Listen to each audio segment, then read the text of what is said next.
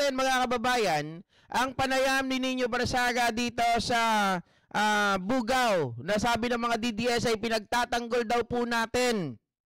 Diba? Namuntik na pong patayin nitong si Congressman Pulong Duterte sa loob ng 2 oras. Panoorin natin.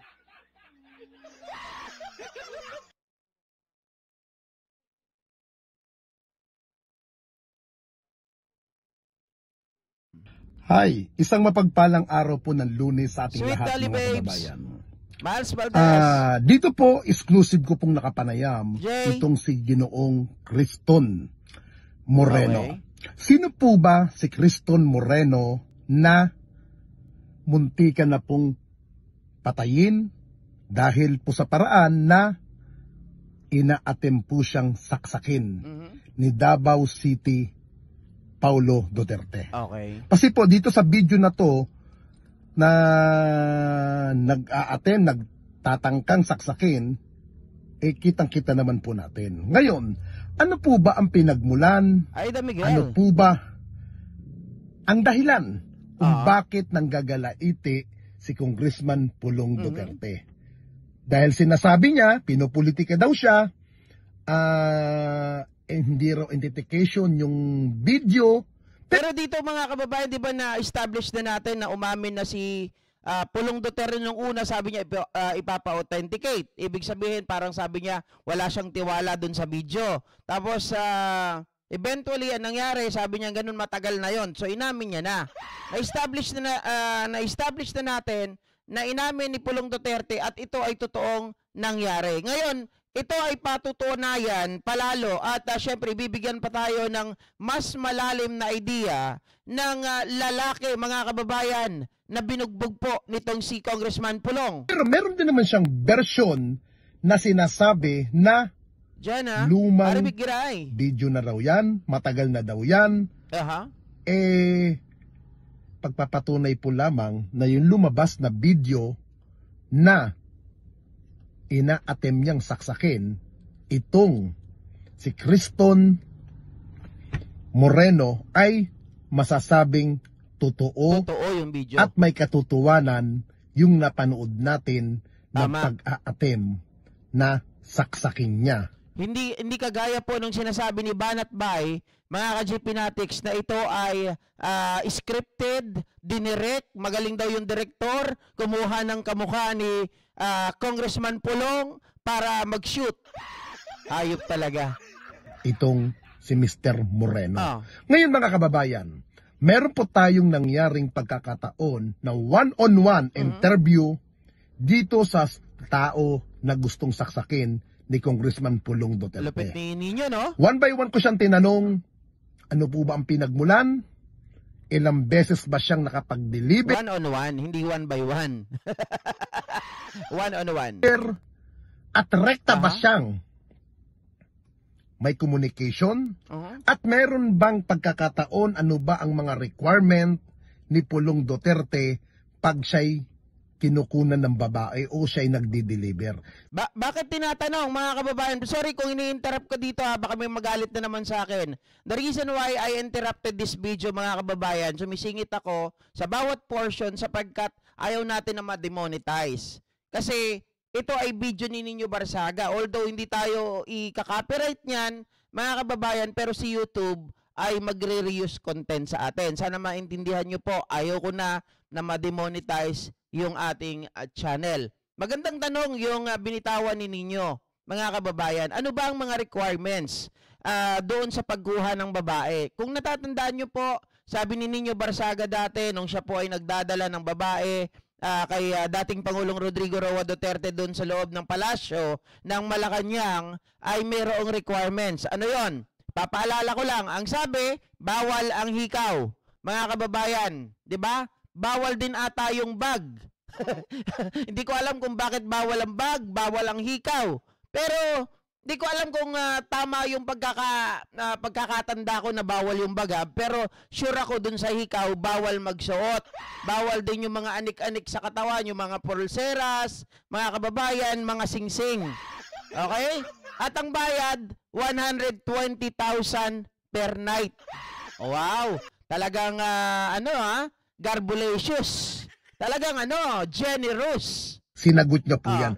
At tigit sa lahat, tinanong ko din po si Criston Moreno, bakit hindi siya nag-file ng complaint again kay Congressman Pulong Duterte? Bakit nga ba?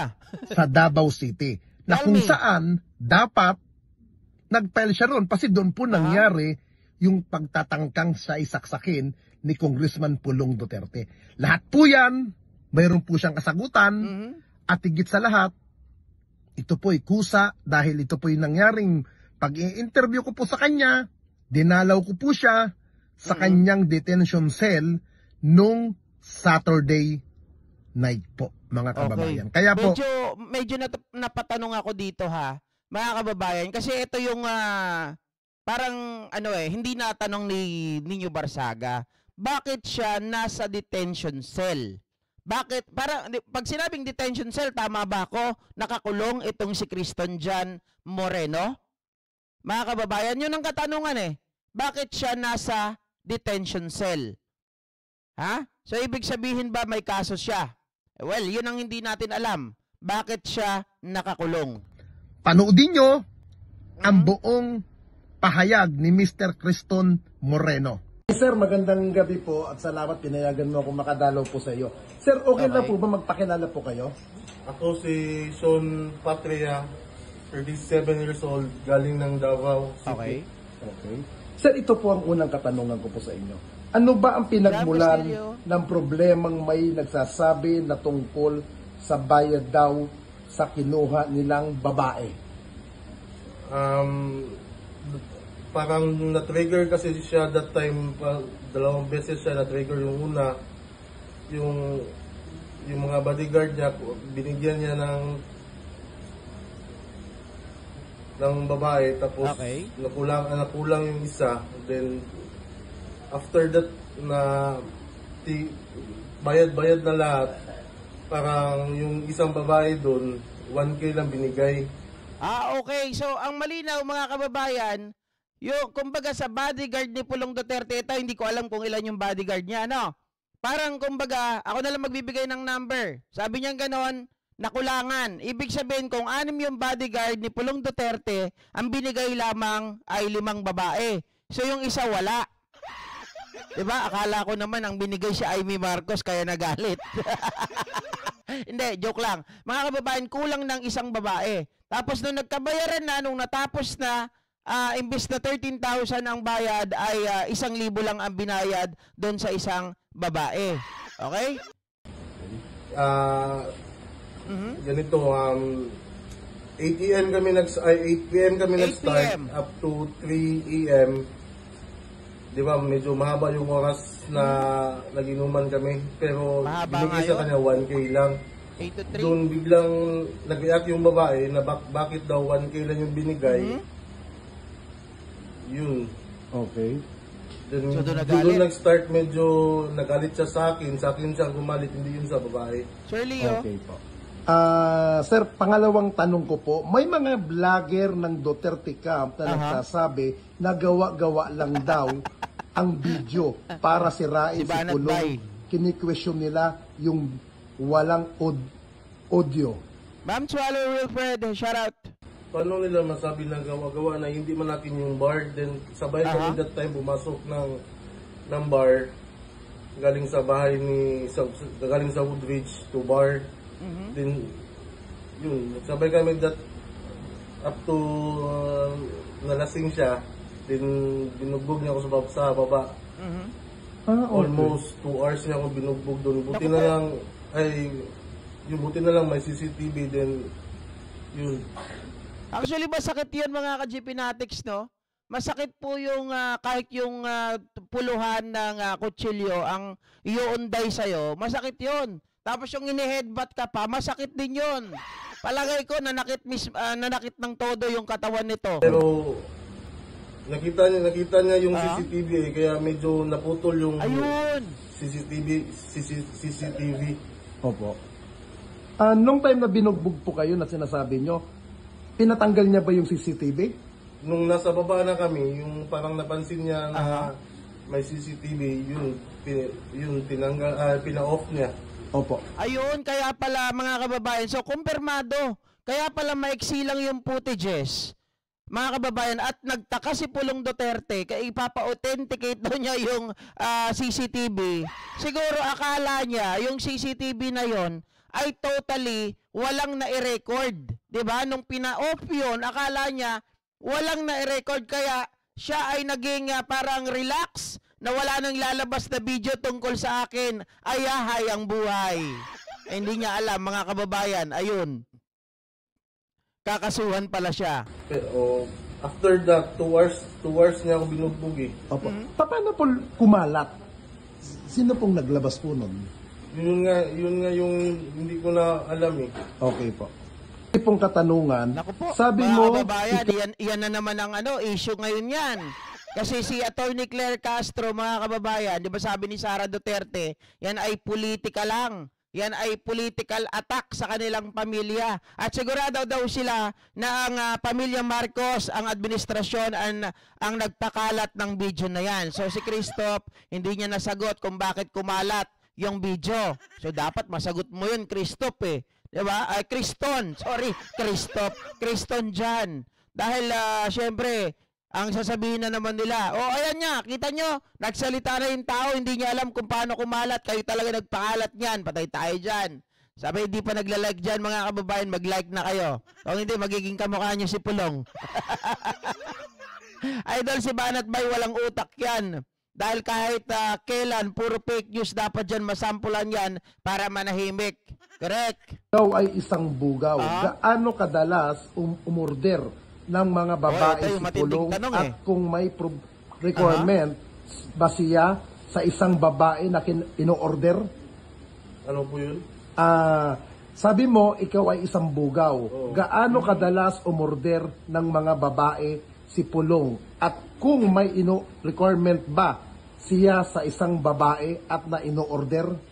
Paminsan lang naman 4 times pa siya kumuha sa akin. Oy, 4 times mo marami na yon. 4 times. Diyos mio. Kapag tumawag lang yung business partner niya, doon ko Sir lang Carlos siya Plaza. makikita at makakausap, mabibigyan. Okay. Ibig sabihin no, si Pulong, sa kanya lang ba ang babaeng yun? Or meron pa siyang pinagbibigyan na iba? O pang regalo? That time, sa kanya isa, then the rest sa bodyguard niya. Pero yung mga sa iba ay yung mga iba, I mean yung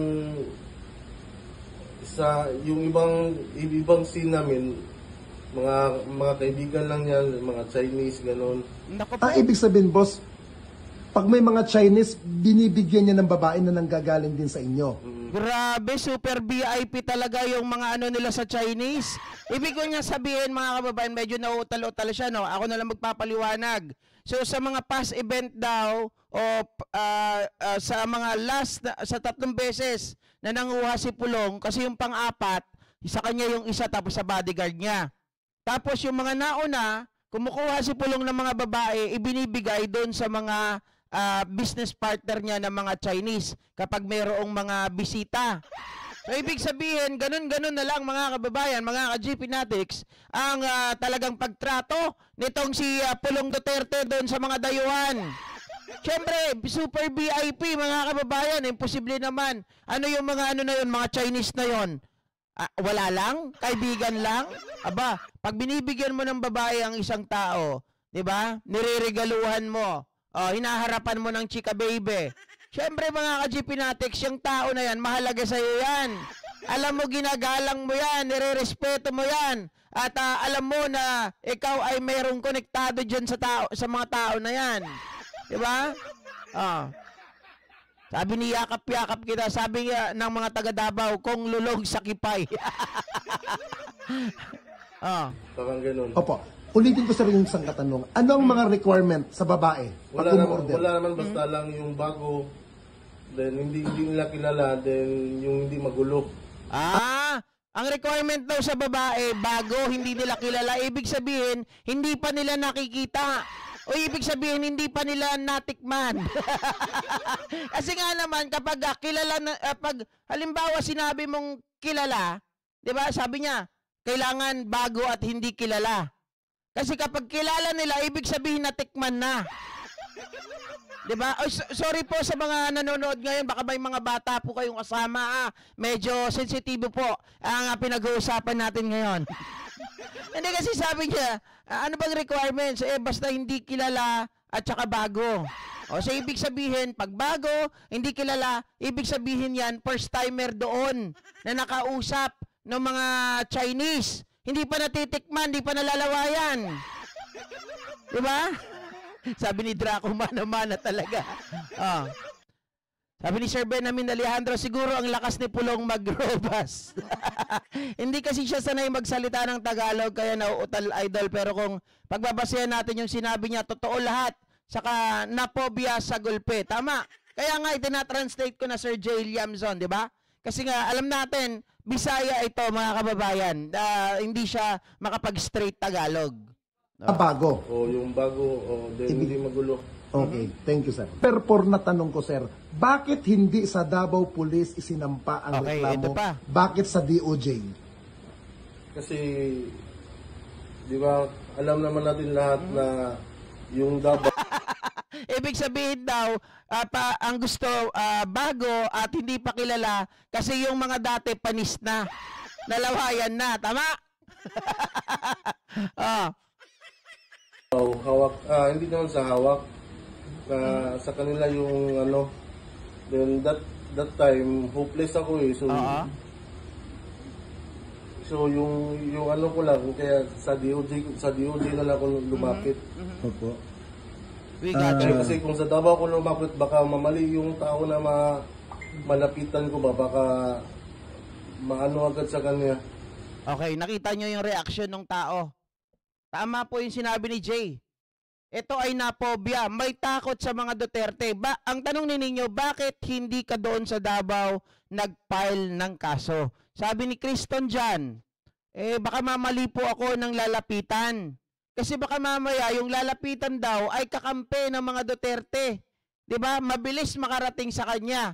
So ang mangyayari, alam nyo na, pwedeng siya ay baliktarin, pwedeng siya ay baliktarin na didiretso na sa 6 feet below the ground, mga kababayan, or siya pa yung kasuhan. 'Di ba?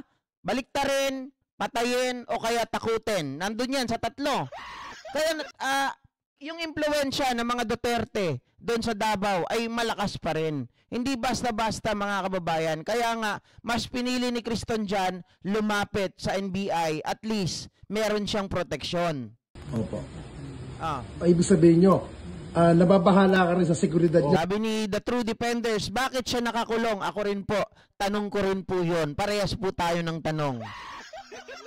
Sa Davao. Kasi syempre nga, mayor yung kapatid, siya congressman doon, tapos vice president, at lehitimong taga doon sila.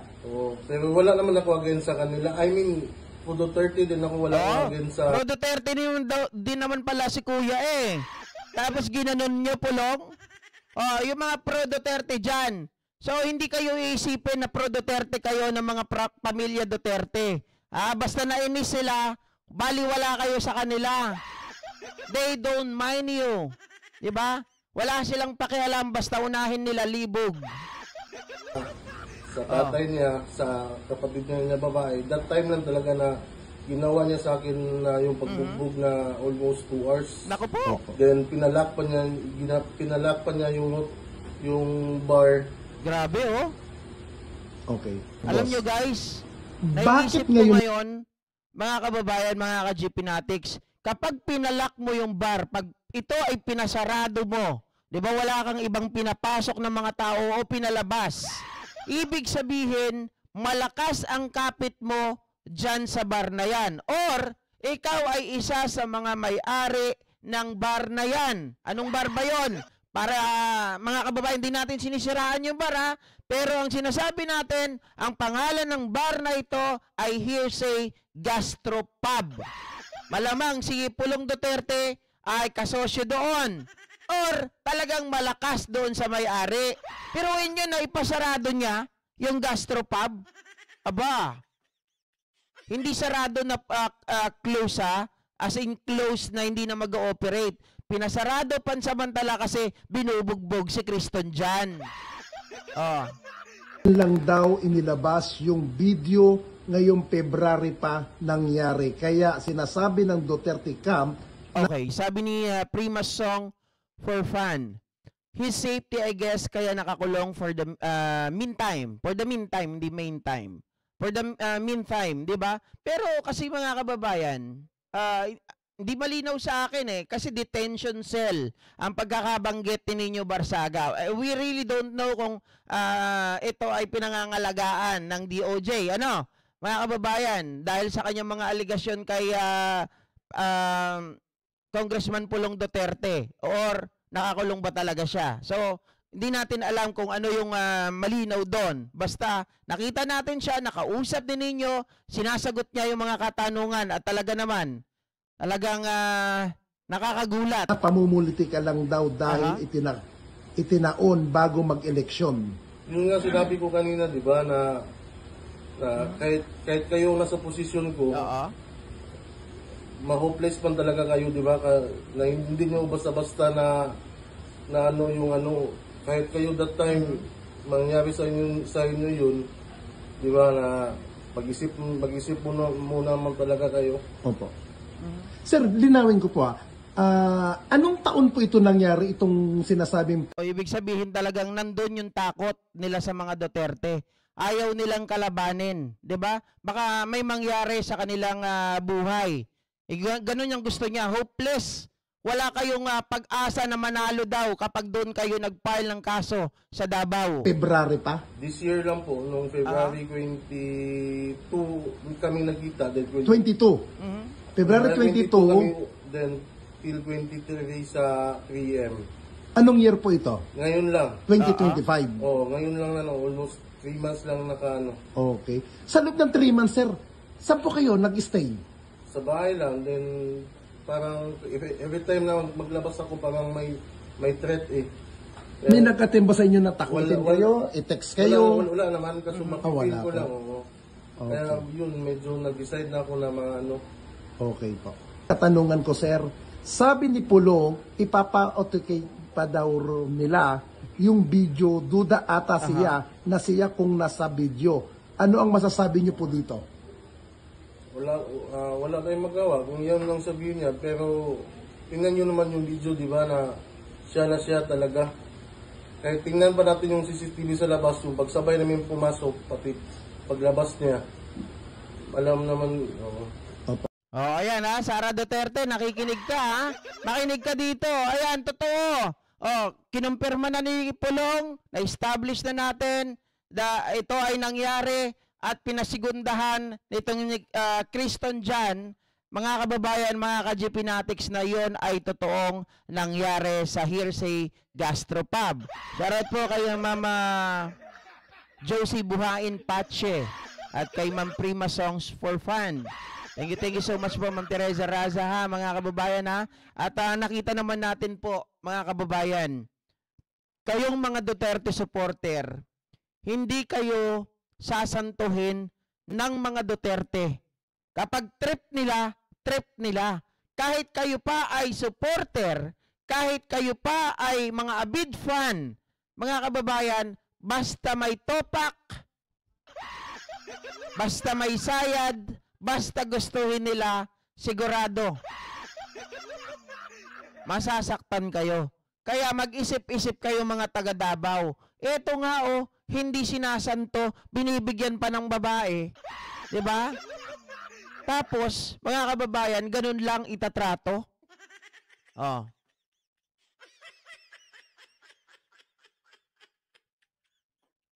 At kung bakit siya po ay ngayon lamang nag-file ng kaso dahil natakot itong si Kristen Jan sa mga Duterte. Nakita nyo naman, Vice President si Sara, hindi pa yan presidente Congressman si Pulong, Mayor si Baste, pero mga kababayan, talagang mga pinagagawa nila, di ba? Isa-isahin nyo, si Kitty, Wake and Bake, si General Torre, minumura niya, etong si Hanilet, pinukpok, yung isang pulis, powerbank ang pinampukpok, di ba? Si Sara Duterte, nanuntok, mga kababayan ng sheriff, Ano pa? Oh, tapos si Digong Duterte nang pumapatay di umano ng tao. 'Di ba? Si Sara gustong patayin ng presidente, ang First Lady, at itong ating Speaker of the House. Etong si Basti Duterte, mga kababayan. Oh, nakita nyo naman kung ano itsura. 'Di ba? Mag-isip-isip po tayo. Huwag na natin pagbigyan yung mga yan. Basta panalunin po natin, Nograles.